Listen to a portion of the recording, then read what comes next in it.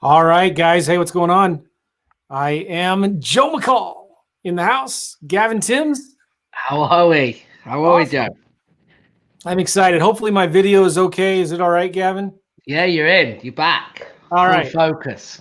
I was having some problems before. Hope you guys are doing well. This is our free coaching call, and we are here to help you do a couple things. Number one, we're here to help you become stimulus ineligible. We want you to become ineligible for the stimulus. Let me give you a little history background of this. I thought it would be funny the other day to create a t-shirt that said ineligible for the stimulus. And I did a little image of it and I put it on social media, and I got ripped apart to shreds. Like, people were so mad and offended and upset that I would make light of the stimulus and the recession and all the people that needed help and stuff. And so, like, lesson learned. I felt really, really small. I felt really bad. I tore the post. I took the post down. It was insensitive, bragging about making too much money when a lot of people are suffering. So I apologize if any of you listening to this or watching right now were offended by my Facebook post. But I started thinking about this. I started thinking, Gavin, like, maybe we should teach people how to become stimulus eligible. Right? Like right now, the stimulus, if you are to be qualified, you need to make under $75,000 a year. If you're filing single, if you're filing as a family, I believe, and jointly, it's over 150,000 or something like that, I think, right? Yeah. So, a lot of you guys, I get it. A lot of people out there need the stimulus. So, I'm glad it's available for the people that need it. But I'm not getting any of it. Gavin, are you getting any of that stimulus? No. So we're not gloating. We're not saying, we don't get it. But let's do something about it, right? Let's do something about it. And so we thought, let's do a coaching call. We'll make it free. We'll put it out on the YouTubes and the Facebooks and the what do you call it? The podcasts. Let's put it out there and let's teach people what it's going to take to be successful in 2021.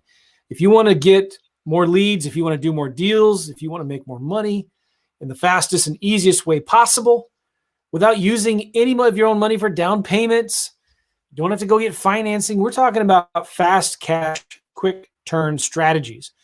Then we're going to do that. We're going to help you and show you right now how to do that. So we got a lot of people on right now. It's growing. We're broadcasting this right now on Facebook and YouTube. So if you're watching this right now, please type in the comments in YouTube or Facebook and say, hey, tell us hello. Tell us where you are from. And we'd love to give you a shout out. All right. So we've got someone is asking, why are you not live on YouTube? I am live on YouTube, Wayne, because watch this. Good. I can't read this. Good Girl Properties says, hey, team, right now on YouTube. So we're there. We've got, I can't read this here, Jogno watching from Minnesota.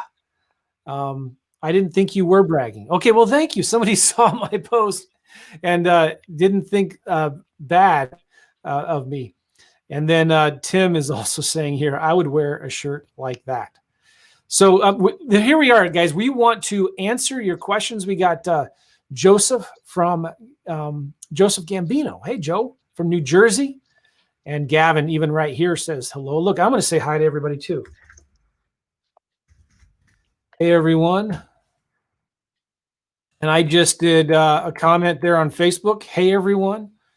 What's going on? Listen, this is a call for you. We want to answer your questions. We're going to share with you some really cool things of what you need to do to succeed in 2021. We just want to make sure you are there. Like we've got YG right now. Hello on YouTube. All right, watching in Arizona. Glad you're here, YG. And so we want to just share with you some cool things. And we're going to start here in just a minute. I want to make sure everybody's on. I emailed my list and I told everybody that you need to either go to my Facebook page or my YouTube page. So hopefully you guys have found it. And, and if you have found it, well, I'm glad you're here. And how do I know that you found it? Well, we have our ways. We have our ways. How do we know that you're watching us right now? Well, we have our ways, right? We know these things, and we're not even Google or Amazon or Apple. First thing, real quick, guys, we're going to go about an hour and a half. We want to answer all your questions. We're going to share with you some cool things that we see are working in 2021. If you don't want to stick around, I want to just make sure that you know this up front right now.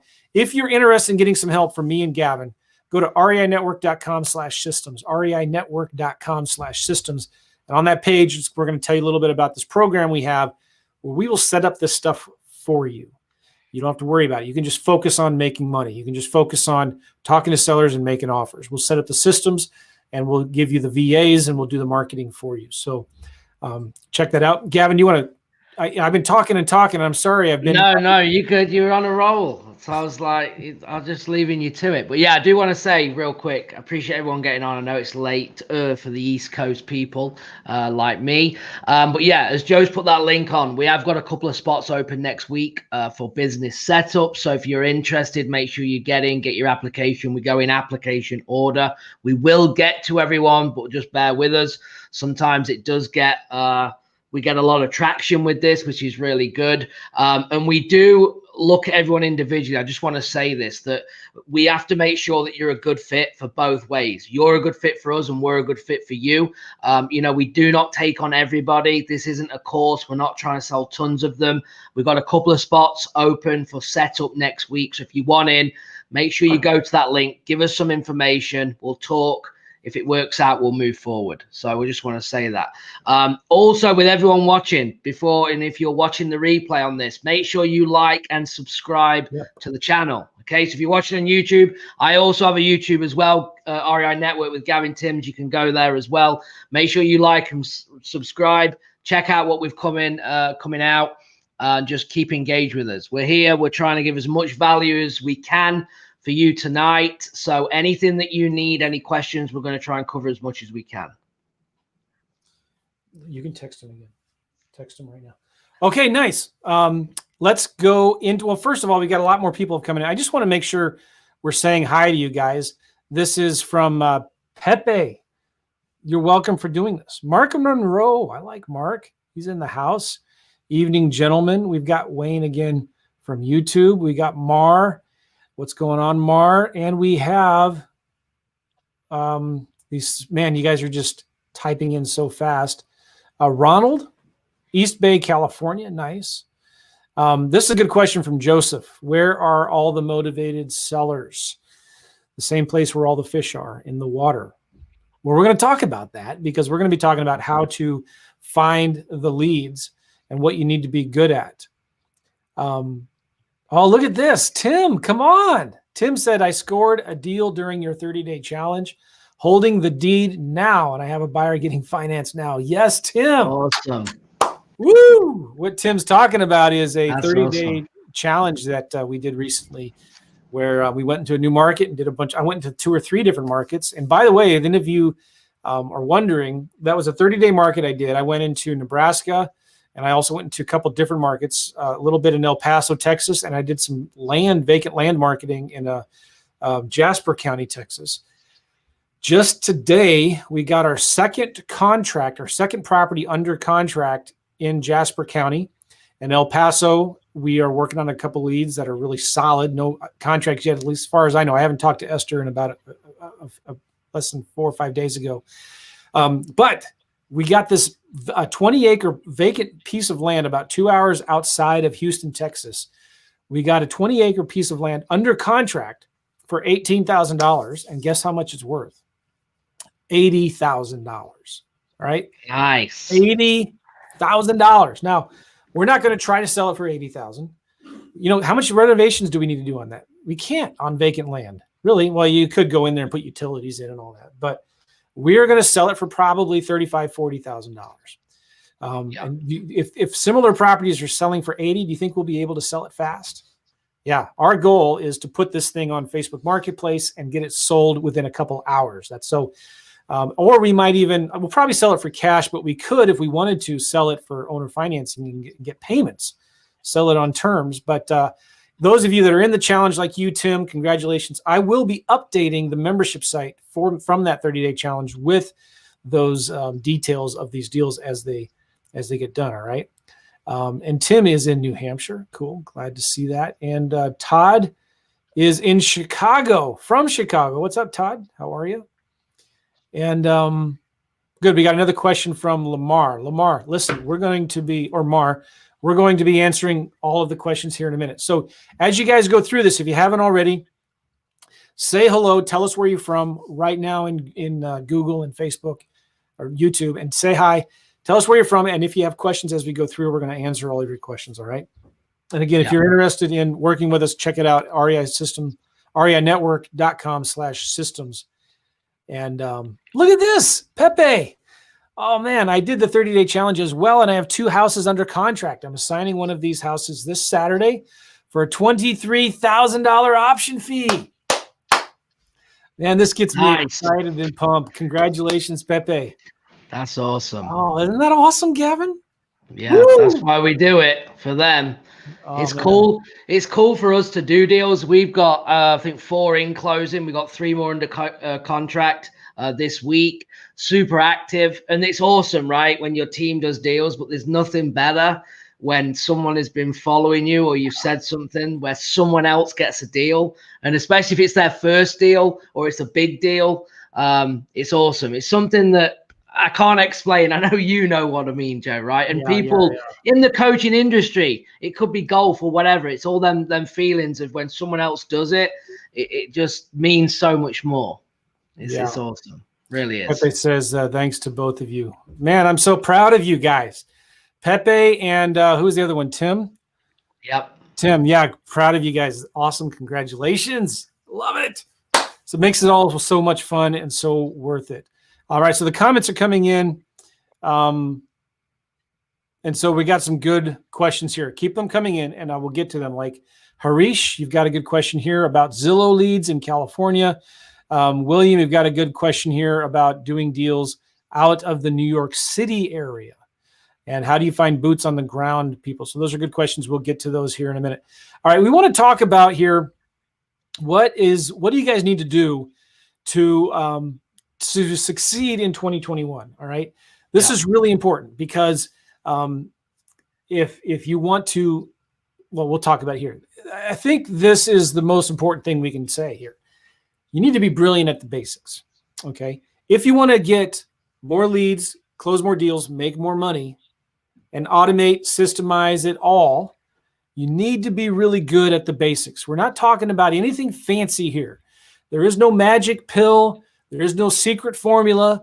There's no little trick. There's no secret list, right? There's no secret technique. There's no special thing that you can say, but it's just being really, really good at the simple, basic things. And that should encourage you guys, right? It's not about how smart you are, how good looking you are, like us. I'm just kidding. It's not about that. It's about being really good at the simple, basic things. And I'm hoping that you are encouraged by that, because that means, you don't have to have a fancy CRM. You don't have to spend thousands and thousands of dollars in marketing, right? It helps, but you don't have to.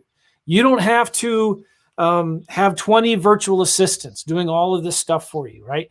You don't have to know how to do lease options and subject tos and owner financing and cash deals and commercial deals and houses and land. And you don't have to do all of that. You have to just be really good at the simple, basic things. And the best students that we've had that have done the most deals are the ones that are really good at just 1 or 2 things.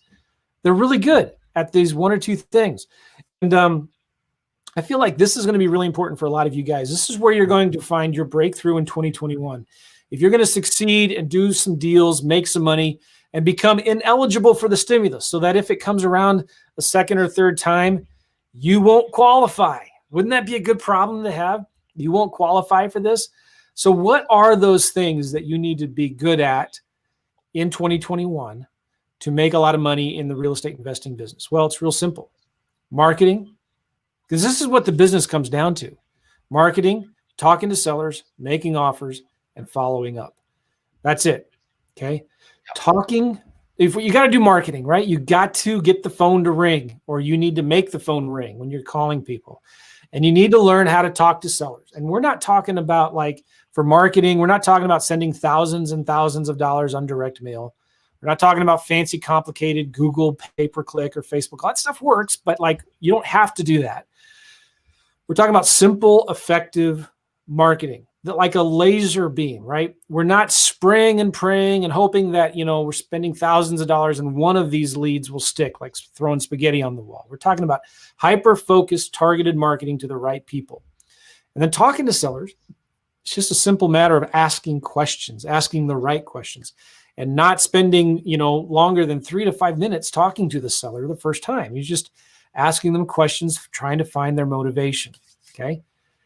Now, once you get the marketing going and you start talking to sellers, you need to learn how to make offers. Now, making offers, I think, is the most important part of this business. Why? Write this down. This is a writer downer right here. Your speed to income is directly proportional to the number of offers that you make. Your speed to income is directly proportional to the number of offers you make. There's no ifs, ands, or buts. There's no workarounds. There's no, you got to make offers. And guess what? This should encourage you again. It's not that hard to make offers. So let me think about this. If I want to make a lot of money in 2021, I need to make a lot of offers. So what if I make 3 offers a day? Oh my goodness. Can you now listen to this, because when we teach making offers, once you learn how to do this, it's so simple. It's just like when a seller says no on the phone, send them an offer anyway, right? So that's what we're talking about. And when we're talking about making offers, once you learn it, how we do it, it only takes like a couple minutes to come up with an offer. So if you want to make a lot of money, it means you need to make a lot of offers. And the more offers you make, the more money you're going to make in this business. So I think that would tell you, somebody like, oh, okay, I get it. I should start making more offers. And you're absolutely right. Gavin, like how much does this happen when somebody's struggling, and we're talking to them and they say, it's just not working. I'm getting discouraged. What's the first thing that we ask them? Yeah, we ask for the numbers. How many offers have you made? Yep. And then most of the time it's like 0 or 5. Like how many offers have you made in the last week? Yeah. It's usually 9 times out of 10, not enough.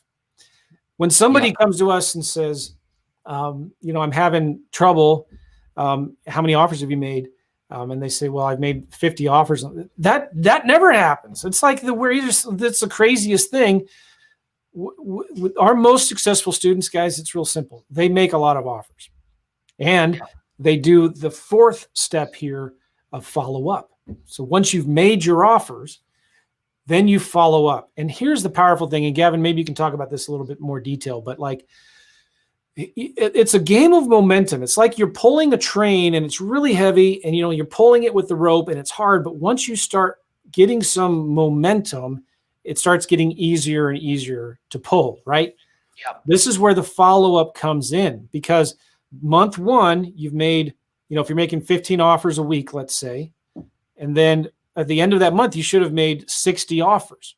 Well, then month 2, now you have 60 people to follow up with. Well, guess what happens month 3? You've got 120 people to follow up with. What happens month 4? You got 180 sellers to follow up with, okay? And I can't do another month because I'm going to lose my number tracking. But you guys, you get the picture? 90-something% of your deals come from the follow-up. Will you talk about that a little bit, Gavin, maybe? Yeah, absolutely. I want to just say as well that you need to be coachable, right? Yeah. Every client that we work with, you need to be coachable. So what do I mean by that? For us to have any impact with anyone that we work with, you have to be doing, right? We talk about taking massive action. We have to be doing marketing to get leads coming in, right? Well, are you getting the right marketing out? Are you talking to the sellers and are you making them offers? Because if you're doing them things, you become coachable to make changes. And Joe's exactly right. It's kind of like the first 3 things, once they're in place, then the follow-up kicks in and then it just continues. And we're talking about follow-up. For us, you have different types of leads, hot leads, warm leads. They need to be done by a phone call first, in my opinion. A phone call trumps the warm and hot leads all day long in our system, in our business.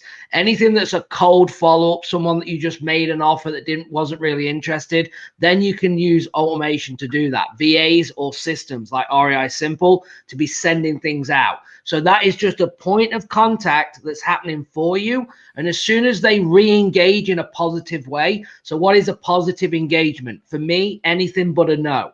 Maybe tell me more, possibly, how's it work? Any of them words, again, it goes back to the phone. Okay. And that's what a follow-up is. So you engage by using systems to do it for you. Again, REI Simple is one that I would recommend. You can put workflows on to do that. As soon as the seller says, actually, now I am interested. Actually, yeah, I do have a question. Anything like that, then you get them back on the phone. You can personally acquisition or however that you're set up. And when you do that, where there's no leads get left behind and you don't miss things in the cracks, okay, because you don't have things set up right, then you're going to do more business.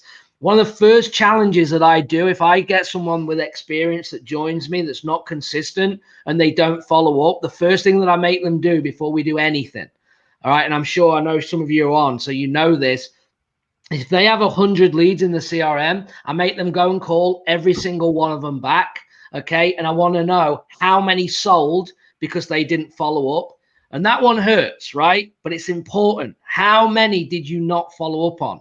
And then how many are still alive? How many of the situations have now changed? And that's super, super powerful, because over 100 leads, what you're going to see is, and I just did this with a guy in Florida. He said, yeah, we've lost 2 deals. And it sucks, but it's like, okay, well, now you understand what they told you when you said they're not motivated. They sold to somebody else. Why did they sell to someone else? Because you didn't follow up and somebody else did.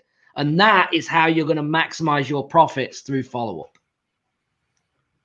Okay, I got disconnected for a second. Am I still there, Gavin? Yes, you're blurry, but you're good. I can hear you. Oh, man, I don't know what's going on.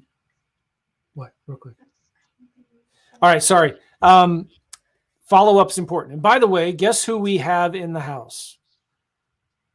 Come on, Melissa. What's going on? She just texted me saying you're on live again. Yeah, because every time I get on Facebook, you guys are here. Lydia, just 1 second, I'll help you. Yeah, so she's here, and she said something else here. Oh, here we go. Bam. This is what I wanted to pull up. The money is in the follow-up. You know, Gavin, we looked at over a 12-month period how many deals you did and how many came from the follow-up. Will you talk about that? Yeah, absolutely. I mean, 2018, for instance, 58 deals we did, 54 came from follow-up, right? 54 deals. So your competition that you're all doing when you're just picking the leads that come in that are ready to go, that's the difference between doing 4 deals and we'd be all out of business, right? It's now a hobby at 4 deals. But so to build a successful business, you've got to be doing the follow-up to get them numbers up. And that's still today, 90% or more come from the follow-up. I wish it wasn't the case. I wish I could say it was 50-50, but I'm just going to be honest. It isn't, because of the proactive marketing that we do. Our lead gen is cold calling and texting is the number ones. They come at the cheapest price. Okay, so we can maximize profit. We can do PPC, we can do direct mail, and they are great. They're going to bring more motivation to the table faster, but are you profitable? I mean, Joe, you spoke yesterday about $65 a lead, and I know people in the industry that will snap your hand off for $65 a lead. Phoenix, months ago when I spoke to someone, they were looking at $350 to $425 per lead for PPC in Phoenix. Okay, well, so that was $65 per click. Oh, per click. Okay, yeah. All right. Sorry. Yeah. So still super stupid expensive. Crazy. So per lead, $400 a lead. Yeah. I mean, they add up real quick, and they'll get scary, and you better start closing, else you're going to be turning it off real quick. You know, I'm hearing that a lot. I've been hearing it for the last year or two. By the way, Melissa is in the house. Hi, Melissa. We sure appreciate and like you. Melissa sent me a message one time saying, every time I go to the beach, I do a deal. She lives in Birmingham, Alabama. I think they still live there, right, Gavin? Yeah, they still live in Bama. Yeah. Okay, so still there, but they still travel to, well, obviously with COVID, but normally they go to 38. I mean, no, that's your spot as well. I love working with Melissa. I mean, we first met her. She went to one of our workshops in San Diego. Her husband kind of dragged her there. And she kind of reluctantly went and reluctantly started doing the real estate stuff. But she started doing deals, right? And then Gavin one time was talking to her on the phone about a particular seller. And he just said to her, well, what are you going to do now? And she said, I don't know. I'm just going to keep on following up. And then all of a sudden the light bulb went off. Light bulb. Anyway, I got one in my background right there. And Gavin said, hey, do you want to work together? And so how long have you guys been working together now? 3 years or something? 4 years. 4 years. Yeah. Doing some deals and crushing it, right? Yeah. But Melissa understood the importance of follow-up. She's like, you know what? I'm just going to keep on talking to them. I'm going to keep on following up. And the cool thing about using systems, like the right systems, you can get that follow-up automated and done for you in spite of you, which is where the money is at, right? Yeah. And go ahead. And one thing I want to say as well, that once you have that and you build it, you can then take it into multiple markets, which is what we did, right? So we can do, deals, like I said, in Maui, we got one. So me here in Savannah, Melissa in Bama, doing deals in Maui. So you can just, if you think big enough, you can literally do anything. If you have the right system and you work the right process, then the deals will come. And that's what everyone needs to do. And one thing that, before we do move on, that everyone needs to do, it's like you don't need to do it right now, but you need to write down as like a little case study for yourself. It's kind of where you are now and where do you want to be, because we're in a new year. And one of the craziest things in January is that everyone tries to take on the new year by storm, and they've got all these ideas and they're all pumped and excited. And the question is, was you doing the same thing last year? And did you actually do anything, right? So you need to be documenting, like, where are you now and where are you going to go? And what you're going to do is you're going to create a gap. And we do this with all of our clients, because that's then when we build that plan and that marketing plan that we're going to come to, we're going to put that plan in so you can get from where you are to where you want to be. You have an action plan. Well, what is that going to do for you? It's going to give you, a plan to then be able to focus.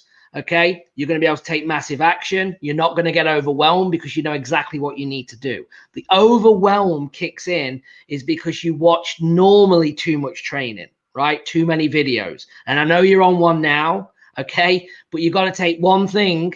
You're allowed to take one thing and implement it. It's the same if you got Joe's lease option course. Don't go and watch. The reason that we put one video out a week is because it is we purposely do it. We're not holding information back, but we know, and we have tested this, that if we give you all the training in one go, you watch all the videos, and then at the end, you're overwhelmed. You don't know where to start. You don't know where to begin. So when you get one video, if you implement what's in that video, you're not going to get overwhelmed that way. And then you're always taking action moving forward to get to the deal faster. Yep. So I just wanted to share that before we move on. Really good. I want to talk about also follow-up. A lot of you guys, you have old leads, okay? If you want the fastest way to a deal, if you have old leads, and listen, if you don't have old leads, somebody else does. I'm telling you, one of the fastest ways to a deal are old leads. I in this 30-day challenge that we talked about before, one of the things that I did with Esther, she gave me about 1,100 old leads, and I just took 100 of them, did a text blast campaign through REI Simple, and picked up 16. Yeah, I might be interested in selling. So the text was simple. It's like, hey, we talked a little while ago. You probably don't remember me. I was calling you about your house on 123 Main Street. You haven't sold it yet, have you? Or would you be interested in selling it? Is it still available? And that's about a 16% positive response rate because we did some follow-up. So Esther is working those leads right now and calling them back. Another one of our rock star students who we helped her set up the systems, and she's just a workhorse. And I tell you, it's funny, Gavin, I think about this, but some of our most successful students are all women, which is awesome.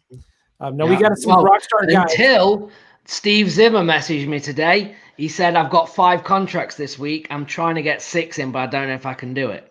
Steve Zimmer can't turn on, and he might be watching me, but he'll laugh. Couldn't turn on a computer, right? He'll say that. Couldn't turn on the computer, but again, he's got the sales side.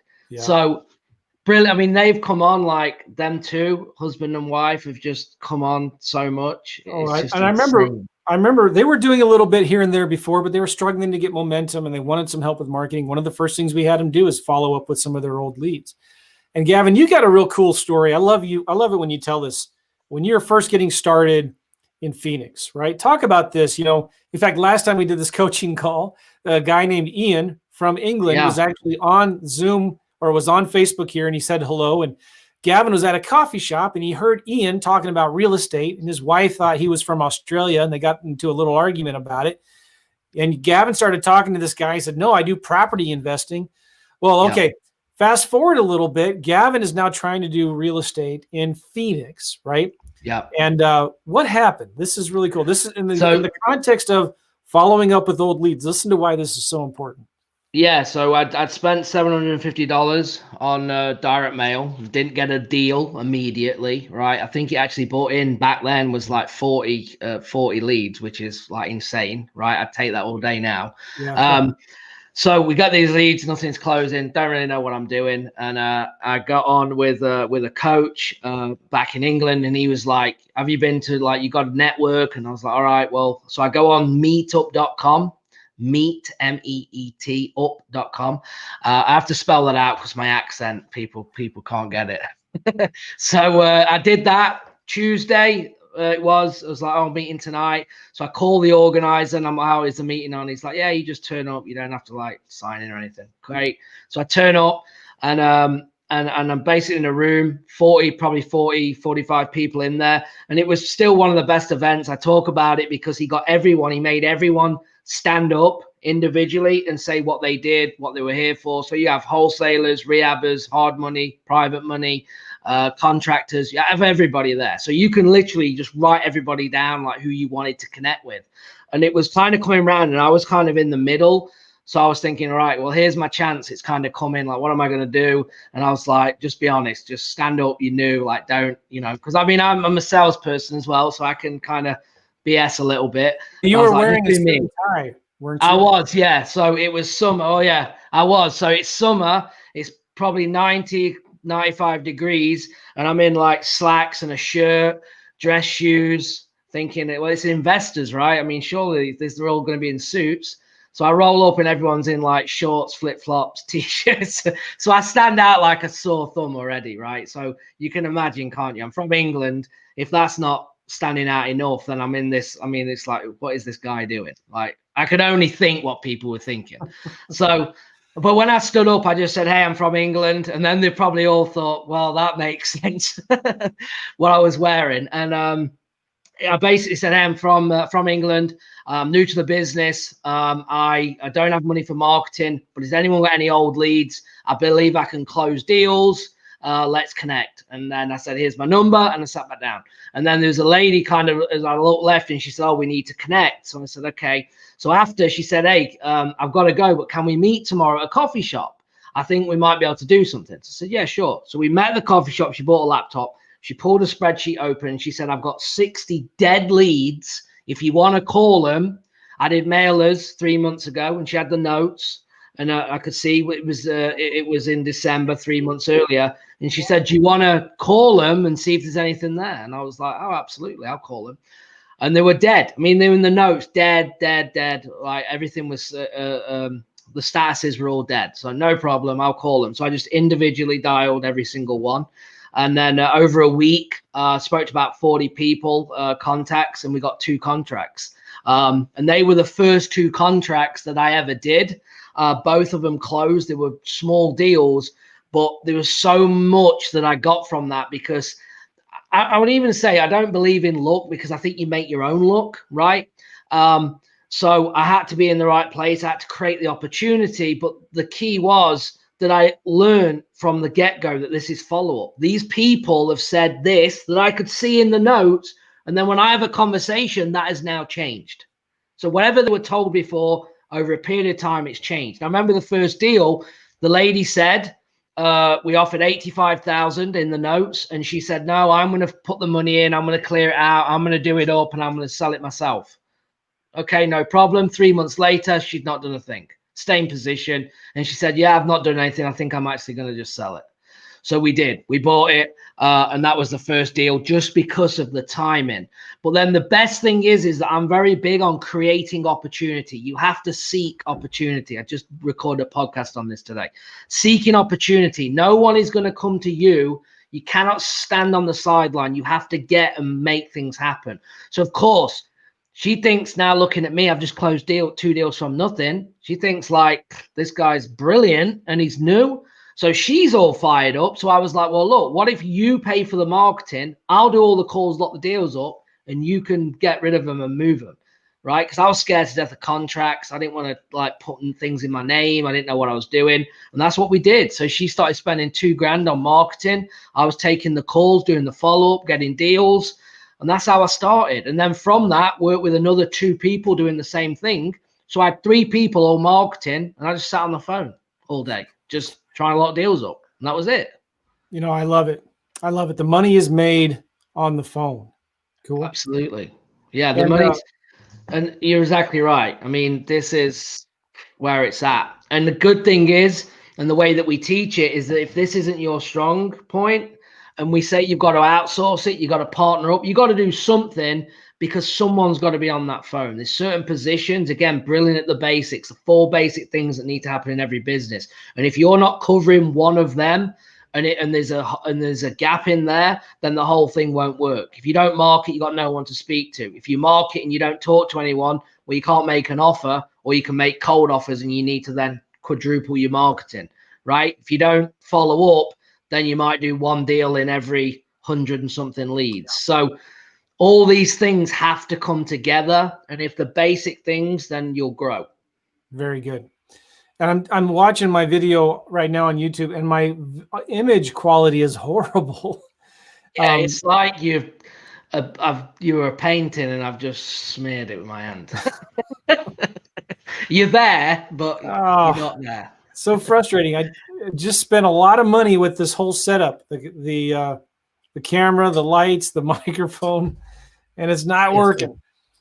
So whatever, you know, maybe nobody wants to see my mugshot anyway. Sometimes when you still, it gets you and it's like real clear. And then you move and then it's gone again.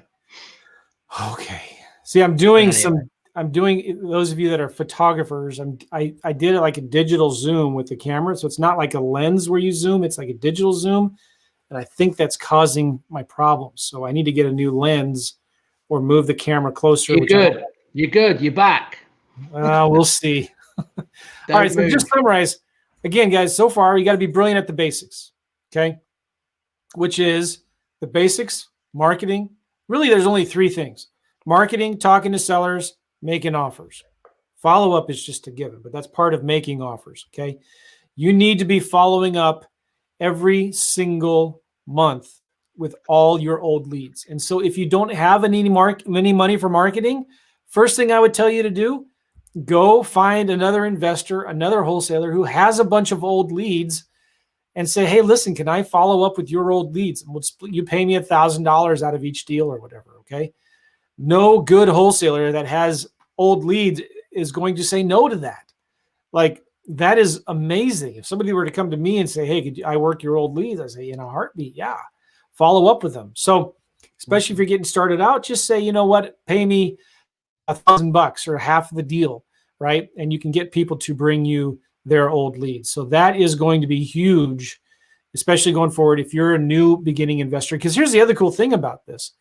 If you're working with another investor who has old leads, they're going to help you and coach you with what's going on in the market, right? Because you're not going to know the title companies that you're not going to have money to close the deals. You're not going to know the contracts to use and all of that might be unique or specific to your county, your city. But guess who is going to know that stuff? Okay. The investors that you're working their old leads, they're going to help you with that stuff. They're going to help you figure out who has the money, the right contracts to use, the right title companies to use. And so it's like, and they're also going to tell you, all right, on that side of the street, you're going to make an offer in this price range. On this neighborhood, you're going to make an offer in this price range. So that's why it's so important to work with local investors who have old, dead leads. All right. My son just texted me. I need to fix something here for him real quick. All right, I'm done. That's important. Now, I want to talk about something else. In the last coaching call we did, we talked a lot about creating a marketing plan. And I walked through of all of the things you should do in a marketing plan and how to have a scorecard and to hold yourself accountable and all of that. And I felt like, oh man, maybe I've overwhelmed a lot of people with that. But I did want to talk about this because as you're looking at all of the things that you need to do in a business, you should be asking yourself a real simple question. How can I do none of this, right? We're talking about how to ask who, not how. Now, when I was traveling, doing deals virtually, and Gavin, you've done that just as much as I have, where you're traveling and doing deals from your RV and going to Europe and stuff like that. Man, my video is just horrible. I can't believe how bad the video is over here. My apologies again, everybody, if you're watching. But so when I wanted to do travel, I knew I couldn't do it by myself. And so I listed all of the steps that it's involved in a wholesaling deal. And I just asked myself a simple question. How can I get someone else to do this all for me? How can I do none of this?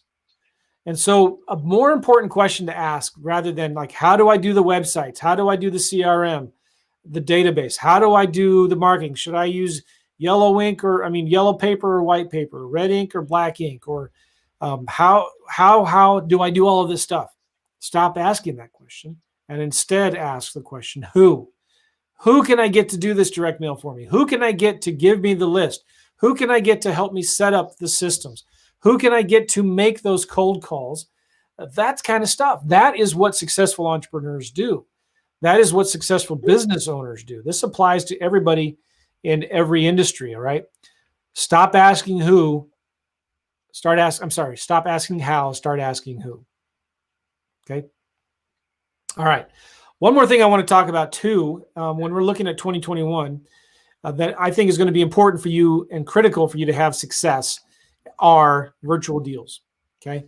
Small towns. I've already seen some of the questions that people typed in here. They are in California. They're in New York City. And how am I going to do deals living in a real expensive, competitive market? How am I going to do deals in a place like New York City where the cheapest apartment is $5 million? And, it's really hard to do deals when the seller and the buyer have to have an attorney, all that stuff, right? If you want to succeed, I really believe this. You need to know and learn how to do deals virtually in multiple markets, okay? And it's not as hard as you might think. It's not that difficult, all right? And one of the things I also want to encourage you with are the small towns. We've had students that are elderly, in their 60s, 70s, maybe. I don't know if we've had any students in their 70s. But we would help them do deals from California in other states like Oklahoma, Kansas is some of the ones that I can think of. They had they didn't have very good, strong tech skills, but what they were good with was persistence and not giving up.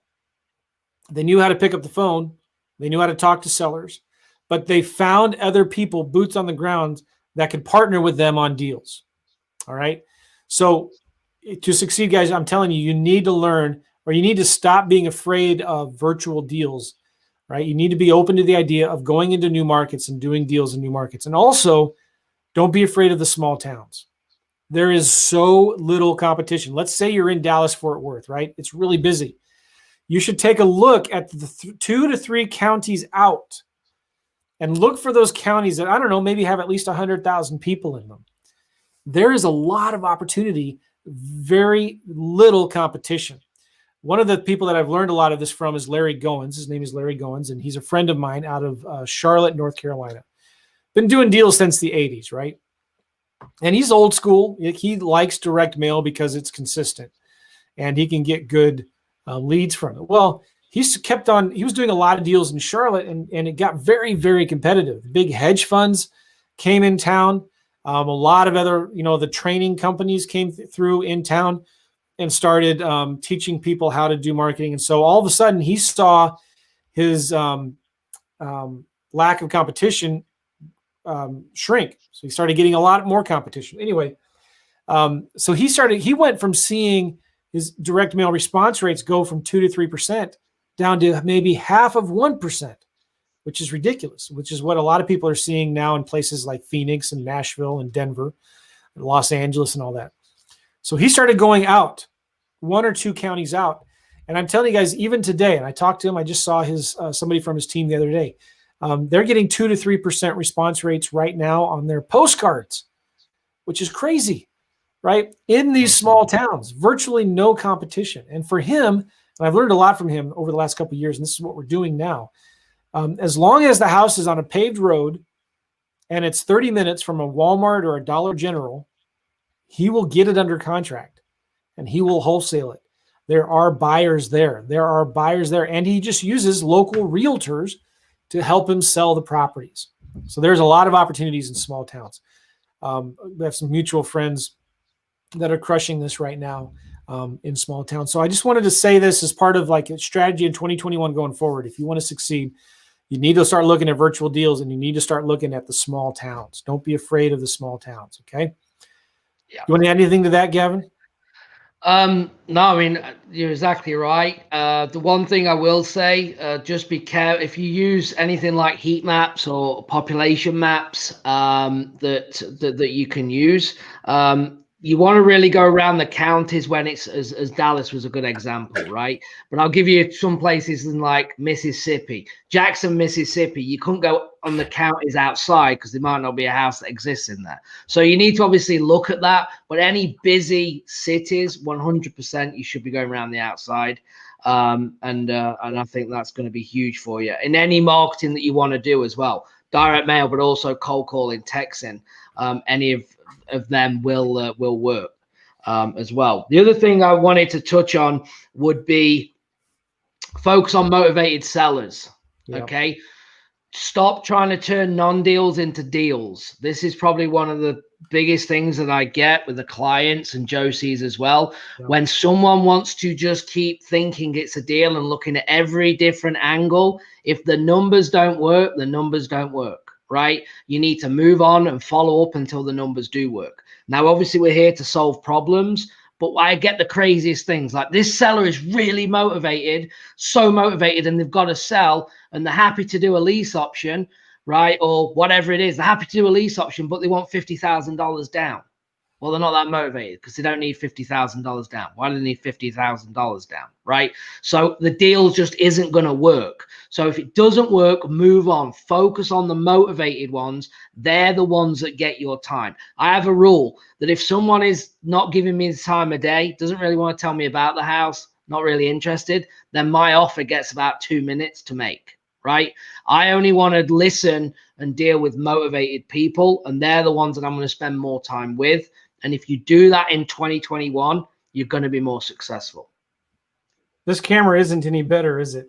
No, it's probably worse. Can't believe it. It is worse. Okay. This must be my internet connection or something. But you sound good. You're not going in and out. Dang it. I can't. So frustrated. Anyway, all right. Speaking of the small towns now, this is one of my new favorite topics. You ready? Flipping vacant land. I'm telling you. Now, let me explain kind of why I started doing this. Man, I wish I could do something about my camera. I'm hardwired into the internet too, which is frustrating. Have you done a speed test? No. I'll do that here in just a minute. But let me talk about flipping vacant land because you can hear me, and we'll just go from here. Flipping vacant land. So I have two teenage sons right now. One is 15, one is 17. Okay. And when we started this, they were 13 and 15. And I knew that they're good kids. They're super smart, but they don't have the maturity level yet to maybe negotiate with a seller on a house. You know, there's usually on a house a lot more emotional attachment. You know, there's a lot more to understand about houses and how they're built. And, you know, I could teach them, they could learn it, but like I'm super busy. And I said, let's just do land. So I bought a couple courses. One of the courses I bought was really good, a course by Jack Bosch called Land Profit Generator. And I went through that course. I bought a couple more. His was the best. And I made my boys go through it. And then we went to a couple of Jack Bosch's boot camps, and my kids got all excited, like, oh man, I can have a Lamborghini when I turn 16. I said, no, maybe not. But so they started learning the land business, right? And then, so what we do is we mail a postcard that just says, hey, do you want to sell your land? And we give a reference number on the postcard. They call a 24-hour pre-recorded voicemail. We say on the postcard, call our 24-hour pre-recorded voicemail. And the person who gets the postcard calls it, and they leave a voicemail. And the voicemail says, hey, leave the reference number from that postcard on the voicemail. And so my boys listen to the voicemail, get the reference number, and then do you need a code? Okay. Then they do the research and figure out what the property's worth. And then we send an offer to the seller at 25 cents on the dollar. So 25% of what it's worth. And I've trained them how to find out what it's worth by going to websites like Zillow, Lands of America, landwatch.com, and things like that. So my boys find out how much the property is worth, and we send an offer, a contract to the seller at 25% of the value. Guess what? Since I've been doing this, I don't know, we've done 20-something deals, 20 to 30 deals. My boys have only been involved in about 7 of them. But here's the crazy awesome thing, guys. We don't talk to the sellers until they get our offer, which is super cool, right? Once they accept our offer, we have 3 months to close. And that's when we do our due diligence. We want to make sure it has road access. It's not on a landfill. The taxes are paid. Or if they're not, that's fine too, because we're buying them so stinking cheap. So much, that's dirt cheap, right? We're buying them dirt cheap. And so flipping vacant land is really awesome. I'm loving it, right? We just, as of today, yesterday we got a call. We got the contract today on a property in Texas. Just like I was saying before, this was a deal that we were doing for that 30-day challenge. And we've been starting to get postcards responses back. We got a 3.2% response rate on that postcard, 3.2%, which is really good. And we've sent out 14 or 15 offers so far. We've had 2 signed contracts back. Now we're in the middle of the due diligence part, but one of them looks really good. The other one looks good, but there's 9 family members that we're going to need to get to sign the contract and the deed and all of that. So we're hiring a title company to help us with that. But guys, listen, this is the numbers on this one today. It's worth about $78,000. That's what they're currently selling for. It's a 20-acre lot. Okay. It's in East Texas, about 2 hours from Houston. We're buying it for $18,000. It's worth about $78,000 to $80,000. We're buying it for $18,000. What is that? Let me get my calculator here. And I do 18 divided by 78. We're buying it at 23% of ARV. So there's room for mistakes there, right? This is why I'm okay with my sons doing this. There is room for error when you're making offers at 20 to 25 cents on the dollar. So we're doing the due diligence now. But here's the cool thing about this. We're talking about who, not how, right?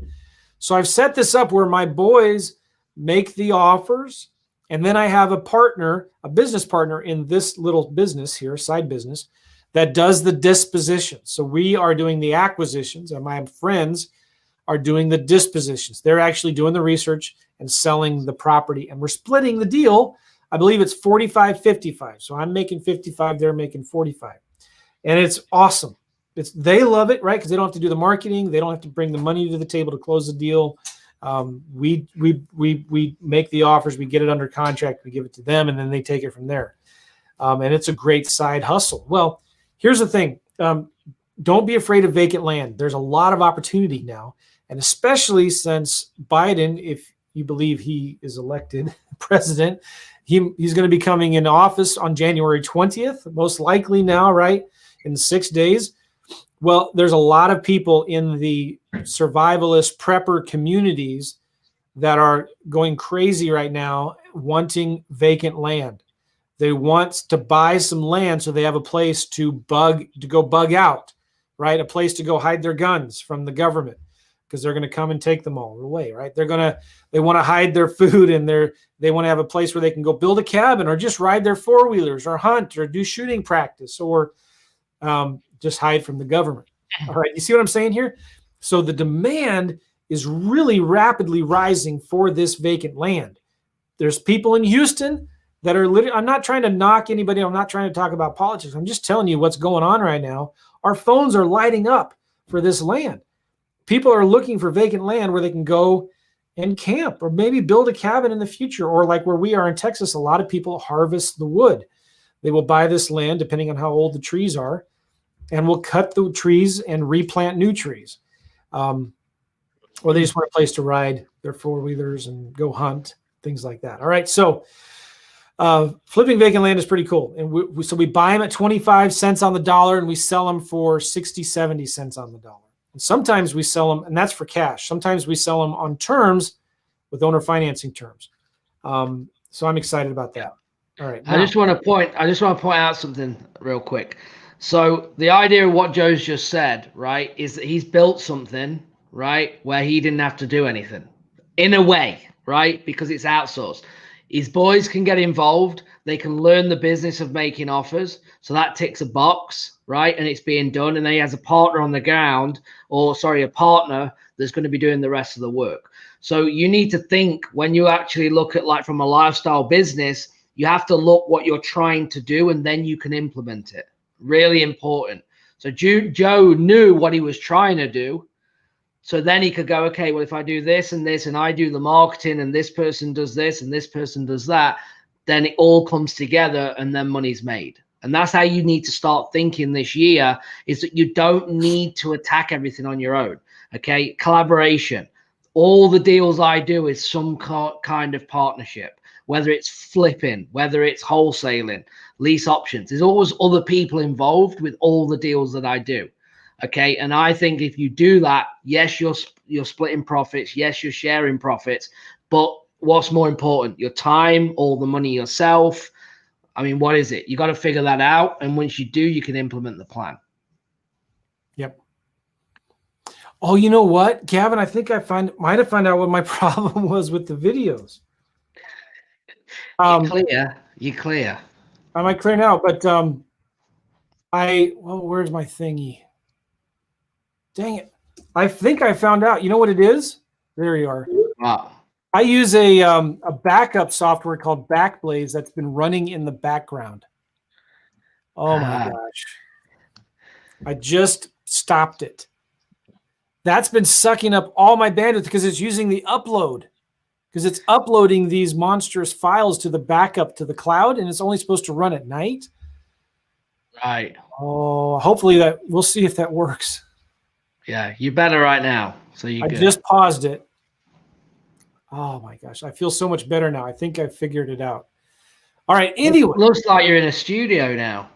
It looks really good. I'm telling you, I spend a lot of money on this setup.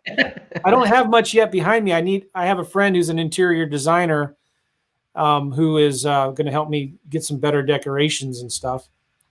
But anyway. Now I'm getting the feedback here. Like I can see your eyes now. All right. Here's the cool thing. Somebody is asking, like Barbara here, who does the land inspection? Google Earth does the land inspection. Okay. Like there's no inspections needed. We can just go to Google Earth, which is pretty cool. Sometimes though, we do hire somebody to go take pictures and do some drone footage. Thank you, Tim, and thank you, Joe, and thank you, Jamie. Cool. All right, so let's talk about the next thing we want to talk about. I'm looking at my notes here. Okay, I'm going to talk about multiple offers here in a second, but I just want to talk about this website link again. If you are, my camera's so much better. Oh, nice. It was, you know what it was? Dadgummit. I use Backblaze. Backblaze is this software that uploads your files to the cloud. And I have it set to run continuously. And dang it. This is my third live today, and I was having the problems because of that. All right. If you're interested in getting our help with setting up these systems, finding the virtual assistants, getting your list, skip tracing your list, doing the marketing, whether it's cold calling or direct mail or scraping and texting, Zillow and things like that, we have teams in place that will do all of that for you. If you're interested in getting the CRM stuff set up, your website set up, the phone system set up, all of the techie stuff if you're interested in getting us to do that for you. So you can start asking who, not how. Go to reinetwork.com/systems. reinetwork.com/systems. We will help you do that. Okay. Now I'm going to talk about multiple offers here in a second because I think this is going to be really important going forward. And then we're going to jump into your questions. We got a lot of people on here. If you have questions, we want you to type them into YouTube or Facebook, and we will get to them as soon as we can. Right? Real quick, let's talk about multiple offers. Because sometimes I think, Gavin, this intimidates people, right? Yeah. And when we talk about making multiple offers, we don't want you guys to think that every seller you talk to, you need to be making multiple offers to, okay? We're talking about as part of the follow-up, you should give them options. When you're first talking to a seller, you're not trying to do a lease option deal. You're not trying to do a cash deal. You're just trying to do a deal, right? You're talking to them, trying to find out their motivation. They may have zero interest in selling right now, and that's fine, okay? They say no, but guess what? No means not yet. So what you should be doing, if you want to go from getting 1 out of 30 offers accepted to 3 out of 30 offers accepted, start learning how to make multiple offers to the no's. I'm not saying lead with multiple offers. I'm saying make multiple offers to the no's. And how do you do that? Well, it's really simple. And we're going to show you right now some formulas. So get a pen and paper and get ready to write these little simple formulas down, because this is what's going to help you. Now, don't worry about getting it right, like to the gnats, but just make the offers. So this is how a really quick and dirty way that's going to get you in the ballpark of where you need to be. You ready? This is really complicated. Cash offers, Zillow times 70%. Okay, that's it. Now, if it needs a lot of repairs, do Zillow times 60%. All right, that's your cash offer. Now, if you know how to do lease options, it's Zillow times 85%. So write these down, cash, and I'll go through these again if you're not writing them down fast enough. For cash offer, normally when I make multiple offers, I'm making a cash offer, a lease option offer, and maybe an owner financing offer. Okay, then why do I do that? Because I want to give the sellers options. So when I send them, after they say no, I send them a letter that says something simple like, hey, listen, I know you don't want to sell your house right now, or maybe now is not the right time. Mr. Seller, it was great talking to you today about your house at 123 Main Street. I know you don't want to sell it right now, but listen, if circumstances change, please keep this letter for future references. We may be able to help you buy your house in one of these other 2 or 3 ways. Okay, so it's just a way to get your foot in the door. This is called foot in the door follow-up. And you send them an offer, because when you send this in the mail, they're more likely to hold on to this. They're going to hold on to it, and they're not going to be as likely as throwing it away. And I prefer that you do it in the mail, because that way you know they're going to read it. It's not going to get lost in the spam filters. It's not going to go into their inbox, and they're just going to say, oh, I'll look at it later, and then forget. All right, so the first offer is cash, Zillow times 75%, 70%. Then the lease option offer is Zillow times 85%. That's going to get you the price. Now the rent for a lease option is going to be the Zillow rent times 75%. Okay, so for the price, it's Zillow value times 85%, and the rent that you're paying to the seller is Zillow rent times 75%. What does that mean? Well, for the price, you want at least 15% equity. And for the cash flow and the rent, you want at least 25% of the rent for cash flow. Again, just general rules of thumb. All right. And if you decide to do owner financing, one of my favorite ways to do owner financing is Zillow times 100%. Well, what? That's crazy, Joe. What are you talking about? I'm talking about principal-only payments. Seller financing and principal-only payments. And for the rent, you're going to do 50% of the rent. So for the payments on an owner financing, you're going to do 50% of the rent. And these are going to be principal-only payments, okay? So this is just a real simple way when you're making offers for the follow-up after they've said no, which is going to be most of the sellers you talk to. I really highly recommend you send them a multiple offer. It's called a 3-option letter of intent is what this is, okay? And there's no fancy formula for this except what I just shown you here. But send them a cover letter. Hey, it was great talking to you today about your house at 123 Main Street. I know you don't want to sell it now, but if circumstances change, here are one of 3 ways I might be able to buy your house. Check them out and keep this letter for future reference. Sellers do that. When you tell them to do it, they do it, a lot of them. Keep this letter for future reference. Okay, then when you follow up in 30 days, because you're going to follow up with all your old leads, right? This is what you're going to say on the phone. Hey, Mr. Seller, how are you? You probably don't remember me. I'm calling you about the offer I sent you in the mail a little while ago. Did you get it? Do you remember it? Okay. This now gives you an excuse to follow up, which is sometimes all you need. But now you're also differentiating yourself from all your competition. Guys, listen, your competition is not doing this. Your competition is not sending offers to every seller, and they are not following up. This is the key to your success in 2021 going forward. Make an offer to every seller. No lead left behind. No lead left behind. Send an offer to every seller. And when the ones that say no, send them a 3-option letter of intent with a cash offer, lease option offer, an owner financing offer, okay? And then follow up. Hey, I was just calling about that offer I sent you a month ago. Have you sold your house yet? That's going to be a more powerful follow-up than just, hey, do you remember we talked a little while ago about your house? Yeah. You want to make any comments on that, Gavin? Do you have anything to say? We also, on the follow-up, something else you could do is ask them if they know of anyone else interested in selling. Yeah. Right. So don't make it about their house, because then it gets them intrigued. Like, well, what about my house? Right. So we might call and say, hey, Joe, we sent you that offer on, 123 Main Street a few weeks ago, but I forgot to ask, you don't know anyone else that's interested in selling, do you?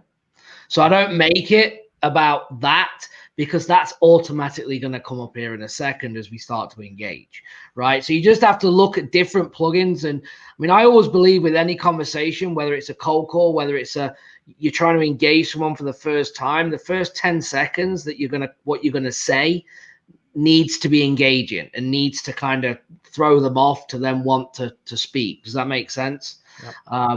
But yeah, you're exactly right. Man, I'm so happy. My video is working now. My brother-in-law just texted me saying your camera's way better than mine now. Yes. Kind of jealous. That's the whole point. Now it looks like mine's terrible. Cool. We're going to be releasing this as an audio podcast later. So those of you listening to the audio have no idea what we're talking about and will be slightly annoyed that we're going on and on about this. So my apologies to my audio podcast listeners. What's going on? I appreciate you all listening. All right. So we're going to get into some Q&A now. All right.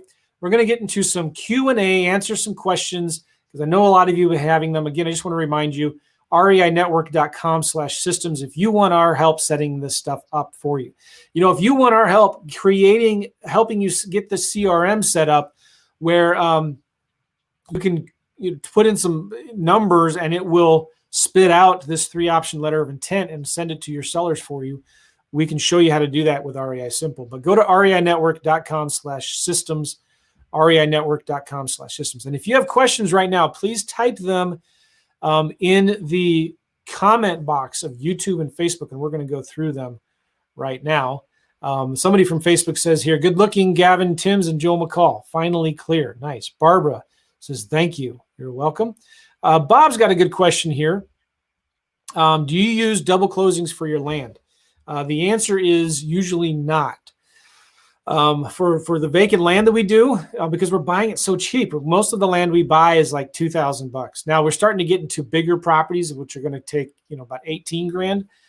So there's only so many of those that I can buy. I might need to bring on a private investor. By the way, if anybody listening to this is interested in being a private investor with me on some of this vacant land, shoot me an email, support@joemccall.com. But because this land, I'm just shocked. I sent 1,100 postcards and we still have 20 more offers to send. And I still have another like 3,000 to 4,000 postcards to send. This land is coming in crazy right now. But anyway, we do close on the land typically and then turn around and sell it. It's just sometimes easier to do that, but you don't have to. We have 3 months to close on this vacant land.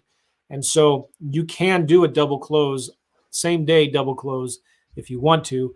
Sometimes it's just better to buy it, close on it, right? And then turn around and sell it. Because again, it's not much money. Yeah. Okay. Some of these questions I've already answered. Now everybody's telling us how good we look. Okay, good question here, I believe, from Barbara. What software with the maps should we use? I'm not sure, Barbara, what you mean by that. For software for the maps should we use? Are you talking about or population review? Probably. Oh, population. Yeah. So there's a website for the maps that we were talking about it on last coaching call. I actually have it right here. It's called worldpopulationreview.com. Worldpopulationreview.com. I'm not going to take the time to show that to you right now, but what that is it's a website that shows you all 50 states. You can click on one of the states, and then it shows you two big, really cool maps by county. You can see where the growth trends are happening. You can see population density by county, and you can see population growth by county on this map. And what I like to see is the counties that are the most populated, the densely populated counties. And then what are the counties that are 2 or 3 counties out that have growth that are 100,000 population or more.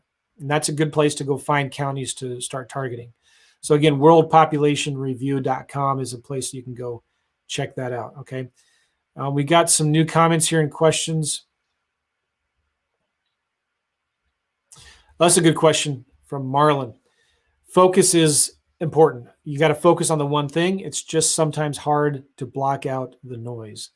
This is a good comment right here from Marlon. Gavin, talk a little bit. Why is it so hard to focus on one thing at a time? And what do you teach and recommend for folks to block out the noise like Marlon's talking about? Yeah, I think it's a great comment. And I mean, there's multiple things that you can do, right? Time blocking. Be prepared for what you're going to work on the next day, and focus on one strategy, one of everything. You can only physically do one. If you haven't read the book, it's called The One Thing. It's really good. Prioritizing your tasks and then literally completing them as you go. Again, because you're going to be moving forward. And I understand why people do it, right? I mean, we sell courses, and people are on the podcast, and they've got something. Everyone's got different strategies, and I think sometimes it's easy just to go to the next shiny object, right? But all that adds up, and it's just a one-way thing of money going out and not going in. Again, when I work with anyone, okay, that I work with one-to-one, I tell them that they have to get results before they can go and buy another course. Or another program or another strategy, because I believe that if you can't get results with me, don't think you're going to go to something else and a different strategy and expect a different result. And why is that? Because the 4 basic things in real estate that we talked about earlier in this call will never change in any of the real estate businesses or strategies.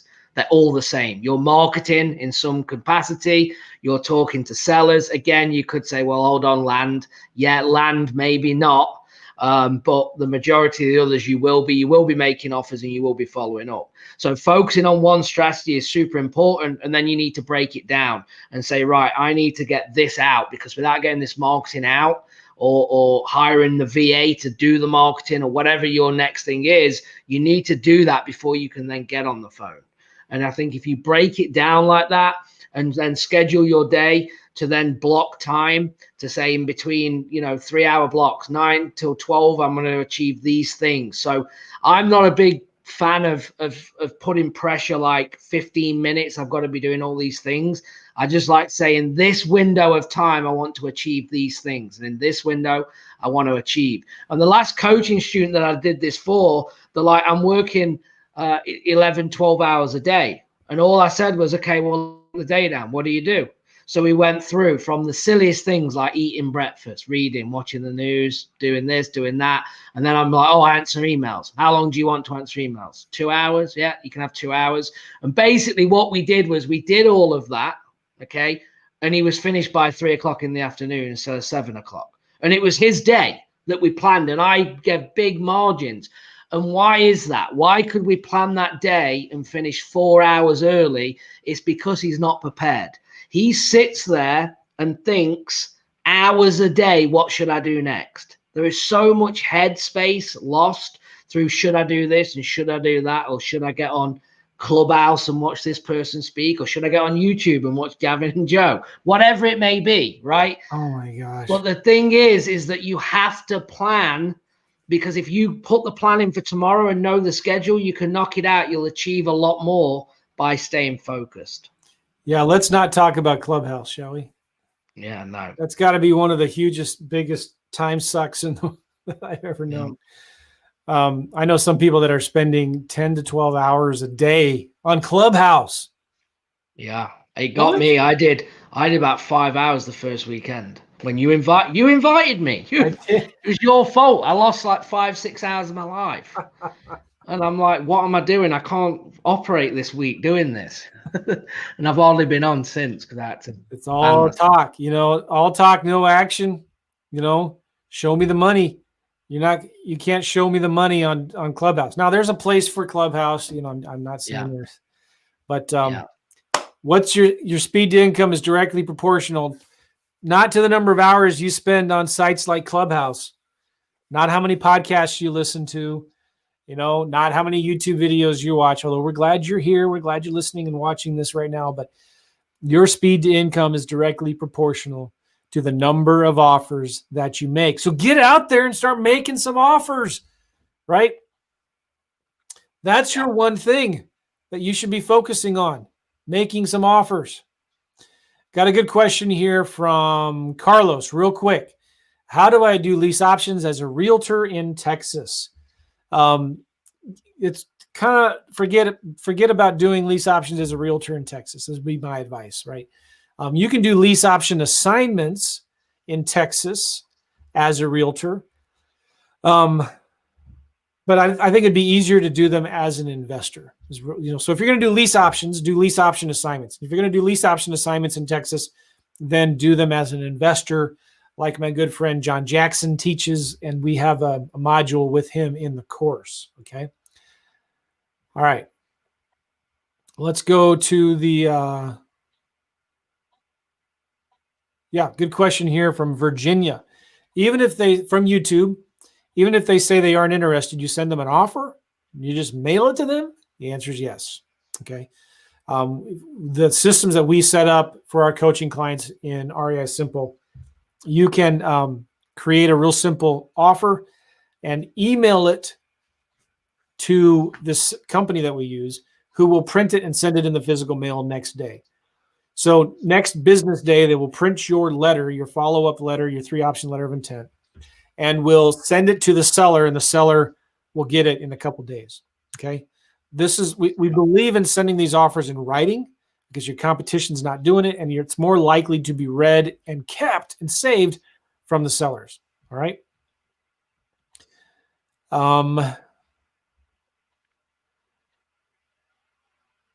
Okay, Marcia is asking the question here. Hello and happy Thursday. I found a tenant buyer that's ready to move by the end of March. Now I need to find a seller. Okay, Marcia, really cool. I have a couple podcasts where I interviewed realtors who do this very, very successfully. They find the buyer first and then go find a house for the buyer. Now, to do that, though, Marcia, I really believe that you need to get your real estate license. And you can't, that's brokering when you go find a buyer or seller for a buyer. Now there's creative ways around that, of course, but I would say, specifically for lease option deals, I would recommend you get your license. Okay. Now there's a podcast I did with a guy named RP Murphy a couple 3 years ago. Super cool guy. One of the most successful realtors in St. Louis. And this is all he does. He finds the tenant buyers first and then goes and finds a house for them. So if you want to go find that podcast, just do a search for realestateinvestingmastery.com, realestateinvestingmastery.com. That's my podcast website. And then do a search for Murphy. RP Murphy is his name. And you listen to that interview. It was really, really good. All right. We got some new comments and questions here. Good question from William, real quick here. Hi, Joe and Gavin. If I want to do a deal out of the New York City area, an SWO, I'm not sure what an SWO is, a sandwich option maybe? Yeah. How do I find boots on the ground? Good question. Whether you're doing lease options or cash deals, I always like and recommend realtors. Find a realtor that can be your boots on the ground.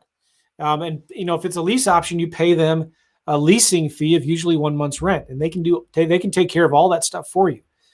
And it also gives you more credibility to the seller and to the tenant buyer when you have an agent working for you. The agent is representing you. They're not representing the seller or the tenant buyer. They're representing you to find a tenant buyer or a tenant for that property. So I really like leaning on realtors for me to find my buyers.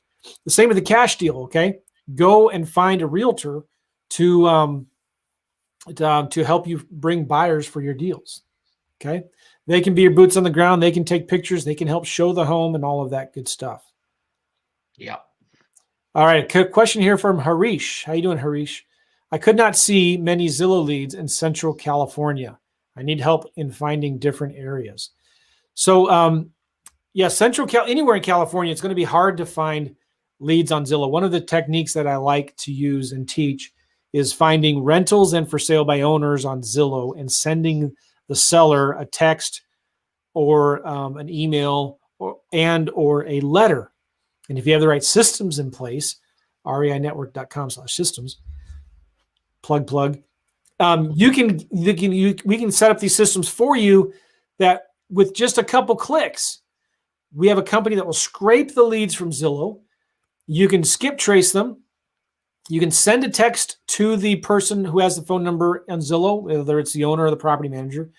You can find out who the owner of the property is. You can send them a letter, and then you can skip trace them and send them a text message and cold call them and email them. You can do all of that in just like 1 or 2 minutes with REI Simple. So now, if you're in California, you don't have enough leads, real simple, all right? Zoom out. There's a plus button and a minus button on Zillow. Keep on zooming out until you get enough leads, right? You could just like 1 week, maybe target all of the for sale by owners in Zillow, and there's not a lot of them, but target all the for sale by owners in Zillow. The next week, target all the for sale by owners in Oregon. The next week, all of them in Washington. The next week, Nevada or Arizona. And then what's the one up there, North Idaho? So every week, just pick a new state. Okay. Yep. Okay, this is a good question from Mar. Do you have a marketing agent contract or a contract to receive compensation for finding a buyer for a wholesaler? Okay, good question, Mar. When you are partnering with a wholesaler, whether you're bringing a buyer or a seller to somebody else, I like to use just simple JV agreements.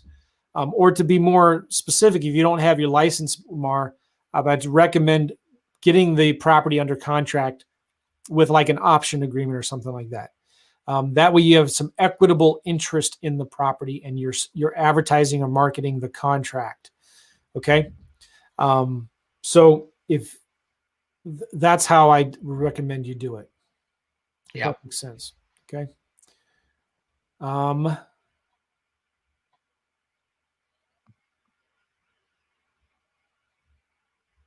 Okay. I'm looking. You can't see the questions here at the. I know. All right. I'm just waiting. Sorry. Marsha said, thank you. You're welcome. Jogno, I need this stuff drilled into my head. And again, he likes repetition. Okay, good question. Did we answer this? What is it? What should I be doing next and just bouncing from one thing to the next? I think Marlon asked that question a different way before, but this is what we talked about at the beginning. What should you be doing next? You need to be focused on being brilliant at the basics. What are those 4 basic things? Marketing, talking to sellers, making offers, and follow up. Forget about everything else. Just do that. Yeah. Jamie is saying, I need an invite. Jamie, I get 2 or 3 of them once in a while, and I send them away. I don't have any of them. I think she's talking about an invite for Clubhouse. Clubhouse, yeah. Yes, those are distractions. Oh, good question here from Facebook user. How up to date is Redfin and Zillow? Good question. Zillow is getting better. Okay. I really like Redfin if you're looking for up to date in terms of what's on the MLS. Redfin gets their data directly from the MLS. They have relationships with the local MLSs. And Zillow tends to be a little more challenging. It's not as current or up to date. Maybe it's gotten better. It's you know what, every market is different. So you just need to kind of test it. If you're in Seattle, Washington, you need to compare the MLS to your Zillow and Redfin and see for yourself which is better. But in my experience, Redfin is usually better with MLS data. Okay. Yep. And Redfin's not in every market Right. either. Joe's asking a question here. Which one do you like to use best to get your lease options, Zillow or Redfin? I like Zillow the best because Zillow has a lot of rentals and for sale by owners. So Zillow is the authority, is the leader on those two resources, rentals and for sale by owner, right? Do you like, by the way, Gavin, have you noticed how I'm looking at the camera while I'm looking at the questions? Yeah. This is part of the whole setup that I paid a gazillion dollars for. Why? So, well, yeah. I have a teleprompter behind in front of my camera and a little third monitor that's like a big iPad. So I'm looking at another monitor as I'm looking at the camera. It's fancy. Oh. Mm-hmm. So next time you're here, I'll show you how this all works. Yeah, and then you'll cost me a lot of money because I want it. Copy Josh has a good question. What's a good starting monthly budget for marketing? I would say, $500 a month is a good place to start. Yeah. The more the better. But whatever you have, you got to make sure you're using it wisely. You need to spend it wisely. You want to add something, Gavin? I was going to say $1,000 if you can do it, but you could do it on you could do it on nothing if you have time. So you need time, money, or both, right? So if you don't have anything, but you have the time, then you can make it work. But if you're working and you can, then yeah, you want to really be aiming for 1,000 if you can, but you want to also be consistent. So don't do what a lot of people go, I've got $2,000, I'm going to spend it all this month. No, you want to be spreading it. I would say, Gavin, I think it's more important to have time than money, right? Because again, what did we talk about at the beginning? How Gavin got started in Phoenix. He had the time. He knew how to pick up the phone. He wasn't afraid of the phone. And he started calling other investors' old leads. Yep. So you could do that right now, tonight. Go find some other investors. Say, hey, can I work your old leads? And you can start doing that. That doesn't cost anything. Absolutely. Or you could do what, my friends that are helping me in the land stuff, right? Do what they do. They're like, hey, listen, Joe, we'll sell all your deals. You get the deals under contract, we'll sell them. We'll bring you the buyers. That doesn't cost any money.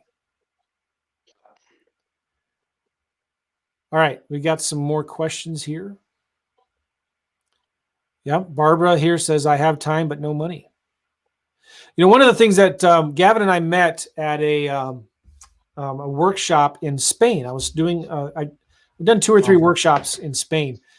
And one of the workshops I did from a coach and a mutual friend of ours, he would take the room of investors. And I remember there were 30, 40, 50 people there. And I really liked this a lot the way he did it. He would separate everybody into 2 sections in the room and say, all right, those of you that have money and can do marketing, but no time or are not good on the phone, go over here, over there. And those of you that have no money, but you have time and you're good on the phone, go over here. So they divided the room pretty much in half. And then he said, all right, you got 15 minutes. Talk, network, figure it out. And the crazy thing was I came back, 6 months later to do another workshop. And Spain is cool. Anybody listening to this, if you want me to come and speak and do a workshop in Spain again, let me know. I'd love to come out there and do something. And then Gavin, you can probably come with. But all right, so let's do it.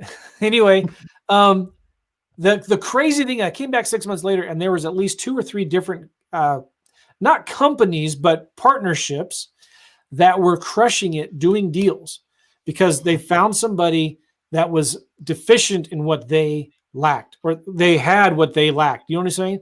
So one person had money, but no time for marketing or for talking to sellers. Another person had time, but no money for marketing.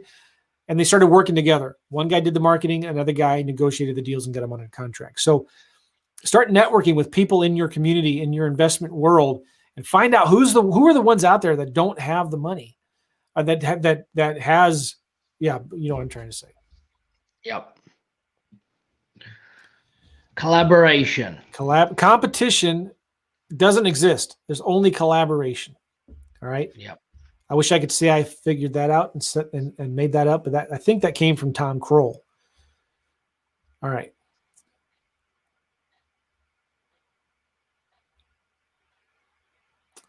All right, good question here from Virginia. How much do you pay your realtor or boots on the ground person? Also, what's the criteria for Zillow number of days? So when I pay my realtors to help me find tenant buyers, I pay them 1 month's rent. Okay. If it's a cash deal they're bringing me buyers, usually pay them 3% maybe on the high end and $3,000 on the low end. Okay. Yeah. Just work that into your price. Go ahead. Yeah, you can also negotiate that they have to put their fee on top and figure it out with their cash buyer. So it just depends on how much room's in it. Like if we're tight and we use a realtor, we'll just say, look, there's no room. If you can move it, get money from your buyer. And we don't care what it is. Whatever you want to put it up, if he'll pay it, then go for it. Yep. Good, guys. Listen, we only have a few more minutes here. So if you have any questions, make sure you type them in, and we're going to wrap this up. What would be cool too, guys, what I'd love to see is type this in the comments. If you, and I'll answer the rest of your question here in a second, Virginia. I'd love to see what are some of the big takeaways you've gotten from this call. Type in the comments right now on YouTube and Facebook, wherever you are, even on Periscope. I think we're on Periscope. What are some of your big takeaways that you've gotten out of this? We'd love to hear from you. I'd love to see what are some of the big aha moments that you're getting from this. Okay. The other question for Virginia here was, what's the criteria for Zillow number of days?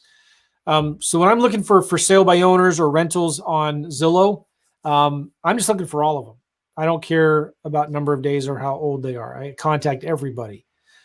Sometimes on Redfin, I know you weren't asking this, but sometimes on Redfin, I will look for homes that have been on Redfin for over 60 days, and I will send the owners a letter. All right. Yeah. Good.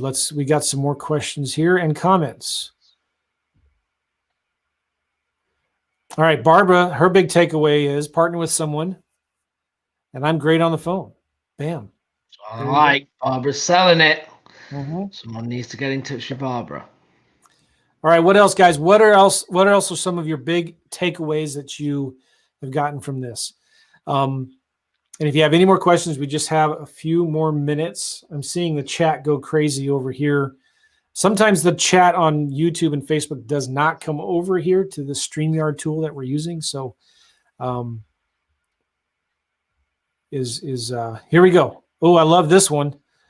Copy Josh. Make more offers. Mm-hmm. Amen to that, right? That's a good one. Joe Lacey says, Zillow is best for lease options and land, and get going. Yes, Zillow is really good. Okay, for Marcia, she says, my aha moment is the breakdown of the offers and owner financing. Nice. I'm glad you got some value out of that. Don't overthink it. Just make the offers. Okay, cash times 70%. Zillow for lease options times 85%, and rent, this estimate rent times 75%. And then for owner financing, Zillow times 100%, just give them the Zillow price. And then for the payments, do half of the rent principal only payments. Okay, I hope that makes sense. But another big takeaway from Marlon, be intentional about focus, talking to sellers and making offers. I love it, Marlon. You got it. Yeah. Good. YG says to focus on what I'm good at and network or outsource the rest. Yes. I love it. Focus on what you're good at. That's the biggest key, I think, right there. If you guys get anything out of this, focus on what you're good at. Sometimes, Gavin, I think we need to stop trying to fix our weaknesses and just outsource them. Don't you think? 100%. Yeah. That goes for us as well as you guys. Like we've all got things that It's like, why are we doing this? Like someone else is way better. Just get them to do it. That's a writer downer. 100%. Don't fix your weaknesses, outsource them. Now, if we could find a way to outsource working out and exercise and diet, I'd be all in. I would be all into that. And if I could outsource somebody else's really good golf swing, I would I know you'd pay some serious money, wouldn't you? I'd pay a lot of money for that. Virginia, her takeaway was be consistent with the basics. I love it. Follow up, send a 3 offer letter of intent, even to the ones that say no. Money. Unless you hate money, I probably would do more of that. Send offers. It's good we've got no one saying CRM or websites or, watching more training and things like that. So that's awesome. Yep. JD says, if I can take one thing away, it's the follow-up. It's the most important part of lease options. Absolutely right. Any deal. YG agrees. Follow up. I love it. Guido is asking, hey, Barbara, where are you located? So you guys should be able to message each other, I believe, in YouTube there. Nick says, always follow up on leads. Marlon says he's got a question. What is a suggested term length?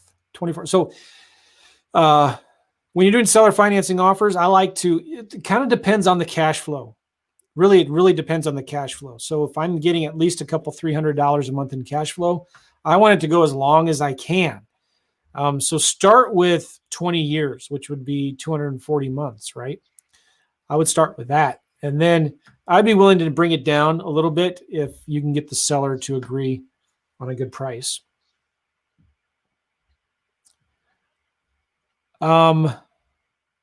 Big takeaway for Jamie, send written letters to all. No lead left behind. I love it. Yeah. Super important. Joe thought something was funny. He said, LOL. Virginia loves money. Good. Guido says the one thing, have laser focused intention to accomplish your goal. I love it. Virginia also, a big takeaway was virtual markets to small towns. Nice. Nick says something funny here because we had said, get away from this CRM. Nobody says in here that your CRM is the biggest takeaway. But he says, LOL, I was just scrounging around my CRM. He has 4 3-tab folders. Not sure what that means, but the CRMs are important, guys. We're not saying the database is not important. It is really critically important.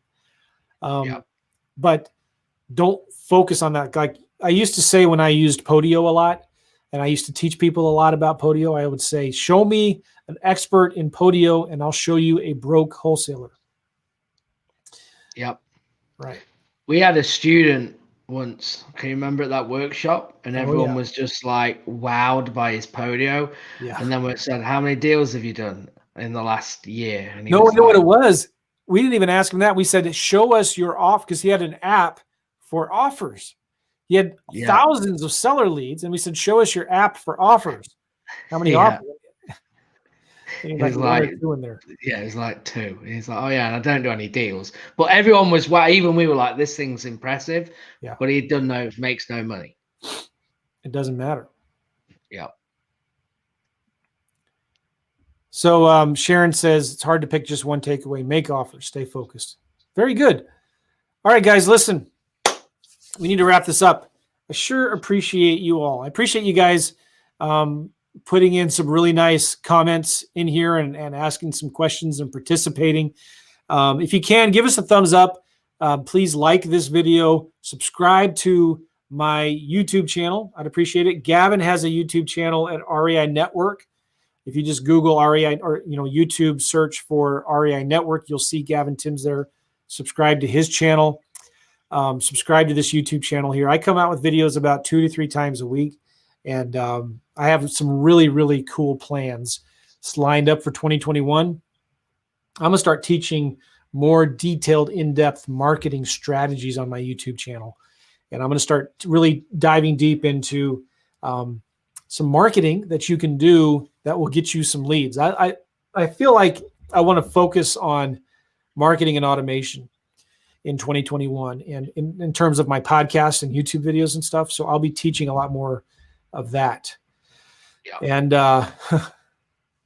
Nick, thank you. Nick says here, don't give up, Joe. I had chip-ins on 3 of 4 holes.